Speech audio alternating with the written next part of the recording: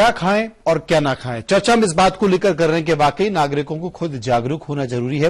मनीषा मेरे साथ है। मनीषा, ये सबसे बड़ा सवाल है, हम चर्चा इस बात को लेकर कर रहे थे, जैसा कि खन्ना साहब ने कहा कि कानून है, लेकिन कहीं कानून का पालन होता है, कहीं नहीं होता है, कहीं सेटिंग है, कहीं रिश्वत है, तमाम तरह की चीजें। फिर हम कैसे कह सकते हैं कि सुशासन आ गया, क्योंकि हम खा रहे हैं वो वाकई हमारे शरीर में जहर के तौर पर जा रहा है और कोई सुनने वाला नहीं, समझने वाला नहीं, देखने वाला नहीं। जो समझने वाले हैं मनोज जी, उन्हें तो बहुत सारी चीजें समझनी, क्योंकि देश में अभी एक बड़ी आबादी ऐसी है, 30% लोग ऐसे हैं जो कि दूसरे टाइम का खाना ही नहीं खा पाते।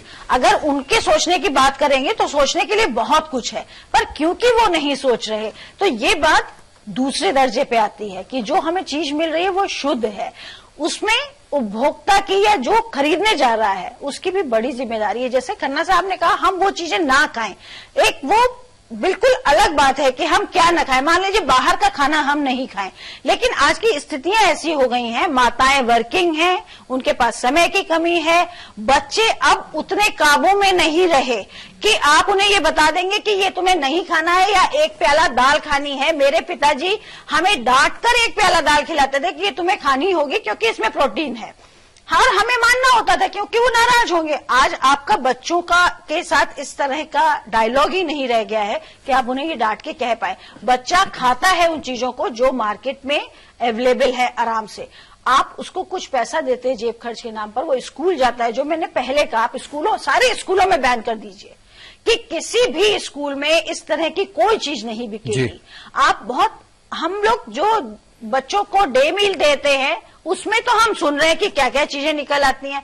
हम कहां तक चेक रखेंगे? बहुत, हमारे यहाँ सब कुछ बहुत ही मुश्किल है, इतना आसान नहीं है कि आप कानून बना देंगे और कानूनों का पालन हो जाएगा। दूसरी बात, वो लोग जो थोड़े इंटीरियर में रहते हैं, जो उतने पढ़े लिखे नहीं है, जिन्हें कानूनों की या अपने अधिकारों की समझ नहीं है, उनको बताने कौन जाएगा कि तुमको जो अनाज मिल रहा है ये अनाज क्वालिटी में कहाँ आता है? उनको समझाने के लिए हमें आंदोलन की जरूरत है, और ये आंदोलन मुझे लगता है कुछ समझदार लोग, मीडिया और इस तरह के लोग मिलकर जब तक नहीं करेंगे, हम जाति, धर्म और इन सब चीजों में उलझे रहेंगे तो ये बात वहां तक पहुंचेगी नहीं। इस बात को वहां तक पहुंचाने के लिए हम सबको मिलकर जागरूक होना पड़ेगा कि लोग ये समझें कि पौष्टिक खाना क्या होता है और हमें कैसे मिल सकता है और हम उसे जांचें कैसे।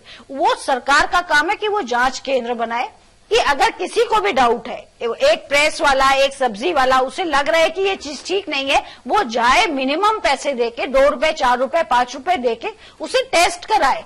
जब तक ये सारी चीजें नहीं होंगी तो हम शायद सिर्फ बात करेंगे। हम में से कुछ लोग थोड़े जागरूक होंगे, वो डब्बा बंद चीजें खानी बंद कर देंगे। जैसे कि हम में से बहुत सारे लोगों ने सॉफ्ट ड्रिंक्स पीने बंद कर दिए क्योंकि उनमें शुगर की मात्रा बहुत है। हम कॉन्शियस हैं, हम समझदार हैं, इसलिए हमें लगा कि नहीं, हमें इतनी चीनी नहीं खानी है। हमारे देश में डायबिटीज के इतने पेशेंट बढ़ रहे हैं, पर मनोज जी उसी हिसाब से सॉफ्ट ड्रिंक का मार्केट कितना बड़ा होता जा रहा है। क्या हमारी किसी सरकार ने कभी ऐसी कोई बात की? हम बाकी बातें करते हैं लोगों को लड़ाने की, लोगों से दूसरी बातें करने की कि हमारे पास कैसे वोट आए, लेकिन आज तक किसी ने ये बात की है कि हम डायबिटीज हमारे यहाँ महामारी की तरह फैल रहा है और डायबिटीज से बचने के लिए आपको क्या क्या चीजें नहीं खानी है, या वहां बैन हो, उन कंपनियों पे सरकार करे कि भाई आप शुगर की मात्रा को कम करेंगे या शुगर लेस बनाएंगे, डाइट कोक देंगे या डाइट वाले कोल्ड ड्रिंक्स देंगे।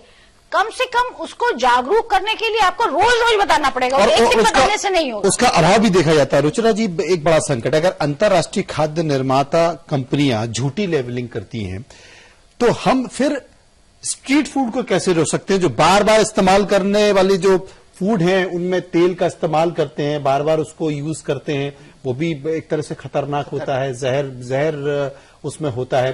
तो जब हम बड़ी बड़ी अंतर्राष्ट्रीय कंपनी जो कि लेवलिंग करती हैं, उनकी हम लोग जांच करते हैं, उनको लाइसेंस देते हैं, जब हम उनको नहीं रोक पा रहे हैं, उनकी झूठी लेवलिंग को नहीं रोक पा रहे हैं, तो स्ट्रीट फूड को कैसे रोकेंगे? जबकि वो आंखों के सामने देखे जाते हैं। और आप देखिए, कहीं भी देखिए, कभी किसी की दुकान बंद नहीं होती है, लगातार वो चलता रहता है।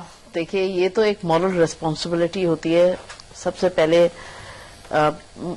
खाली गवर्नमेंट की नहीं, गवर्नमेंट की तो सबसे बड़ी रिस्पॉन्सिबिलिटी है ही कि सबसे पहले जो मैन्युफैक्चरर है उसकी एक मॉरल रिस्पॉन्सिबिलिटी है कि जो परमिसिबल लिमिट्स में प्रोडक्ट्स बनने हैं और जो रॉ मटेरियल यूज होना है या जो बनकर एक रेडी टू ईट फूड बना या वॉट एवर फूड आइटम बनाए, उसकी खुद ही अपने लेवल पर जो इनका इंटरनल क्वालिटी असेसमेंट है वो इनको करवाकर तब डालना चाहिए। और इनको वो भेदभाव नहीं रखना चाहिए कि अमेरिका में, यूरोप में अलग तरीके के प्रोडक्ट्स हैं सेम नाम से, इंडिया में भी सेम नाम से आता है और उनका क्वालिटी चेक, रियलिटी चेक भी अलग है और इस देश में आते आते वो भी बदल जाता है। कंज्यूमर सोचते हैं हम वही खा रहे हैं जो वहां का है, बट वो दे आर मतलब totally this is I wash, because उनके फूड स्टैंडर्ड्स के हिसाब से कंपनी वहां के लिए बनाती है, उसमें उनकी एमएसजी की मात्रा उतनी ही होगी, लेड की मात्रा उतनी ही होगी। हमारे यहाँ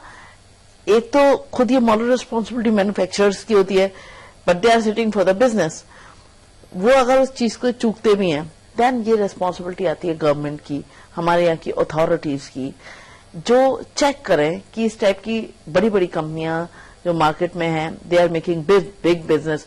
for example Maggi makes a big business, billions, multi billions business to the manufacturers.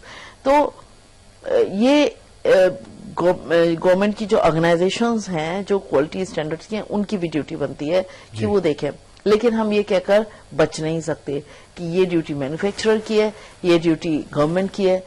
आपकी अपनी ड्यूटी क्या है? ये एक आम आदमी की भी ड्यूटी है कि वो भी टाइम टाइम पे अपने आप से सवाल करे, जो मैं खा रही हूँ या खा रहा हूँ क्या वो सही है?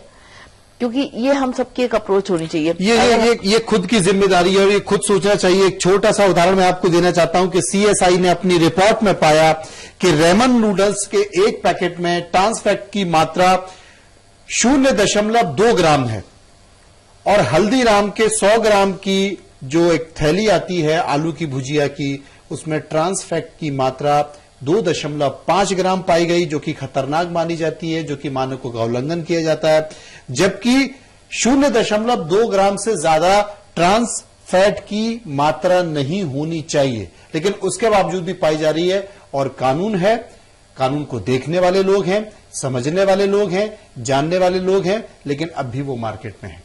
यह आप समझ सकते हैं कि आपको देखना है, आपको पढ़ना होगा, क्योंकि आपके स्वास्थ्य का मामला है और आपके स्वास्थ्य को मद्देनजर यह भी समझना होगा कि क्या खाया जाए, क्या नहीं खाया जाए। यह सबसे बड़ा सवाल है, क्योंकि बाजार में बहुत कुछ है, वो धोखा है और उस धोखे को आपको ही समझना पड़ेगा। इस पूरी चर्चा में मेरे साथ सभी मेहमान शामिल रहे, सबका बहुत बहुत शुक्रिया। खबरों के सफर में इतना ही, बाकी की खबरों के लिए आप चलते रहिए समय के साथ।